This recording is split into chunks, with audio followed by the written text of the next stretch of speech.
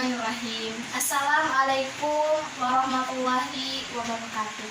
Perkenalkan, nama saya Fitri Nabila Marpaung. Saya dari Prodi Pengembangan Masyarakat Islam, Fakultas Dakwah dan Komunikasi.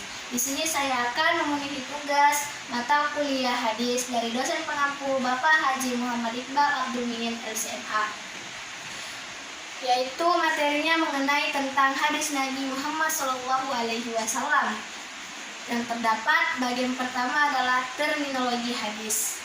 Nah, di sini terdapat beberapa macam pengertian yang diantaranya yang pertama adalah hadis. Kata hadis secara etimologi atau bahasa merupakan isim masdar dari kata kerja hadatsa yuhaditsu hadisan, yang berarti komunikasi, cerita, percakapan baik dalam konteks agama maupun duniawi dan dalam konteks sejarah, peristiwa dan kejadian aktual. Nah, penggunaan dalam bentuk kata sifat atau adjektif mengandung arti al-jadid, yaitu sesuatu yang baru, al-qidam sesuatu yang lama, al-khobar berita, al-qorib sesuatu yang dekat. Nah, dengan demikian pemakaian kata hadis di sini seolah-olah dimaksudkan untuk membedakan dengan Al-Quran yang bersifat al-qadim atau al-qidam. Yang kedua adalah sunnah. Sunnah secara etimologi atau bahasa berarti jalan lurus dan berkesinambungan, yang baik maupun yang buruk. Sedangkan menurut istilah atau terminologi yang digunakan muhaddisin, sunnah adalah segala sesuatu yang dikaitkan dengan Nabi Muhammad SAW, baik berbentuk perkataan, perbuatan, takrir, bentuk isip moral maupun perjalanan hidup, baik dilakukan sebelum beliau diangkat menjadi nabi ataupun sesudah beliau menjadi rasul. Nah, yang ketiga adalah khobar. Khobar menurut bahasa berarti an-naba, yaitu berita.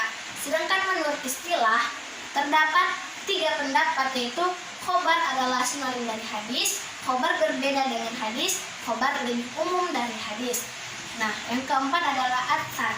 Atsar secara etimologi berarti baqiyat al-syai', yaitu sisa atau peninggalan sesuatu. Sedangkan pengertiannya secara terminologi ada dua pendapat. Yang pertama, atsar adalah sinonim dari hadis, yaitu segala sesuatu yang berasal dari Nabi.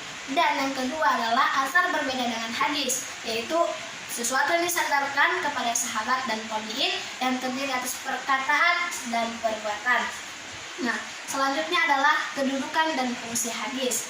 Pada masa Rasulullah SAW tidak ada sumber hukum selain Alkitab atau Al-Quran dan Al-Sunnah.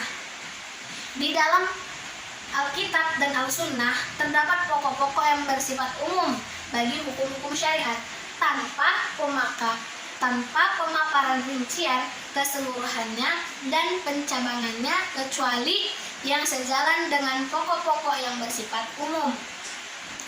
Inti ini merupakan hukum yang bersifat umum berkenaan dengan pewarisan anak-anak terhadap ayah dan ibu mereka, dan berlaku bagi setiap orang tua yang diwarisi. Kemudian Nabi mentaksiskan yang diwarisi dengan selain para nabi dengan sabdanya, Bismillahirrahmanirrahim, nahnu ma'asyiral anbiya la nuratil tarakahu ila shadiqah, yang artinya kami golongan nabi tidaklah diwarisi apa yang kami tinggal, melainkan menjadi sedekah. Mungkin sekian yang dapat saya jelaskan mengenai materi hadis Nabi SAW.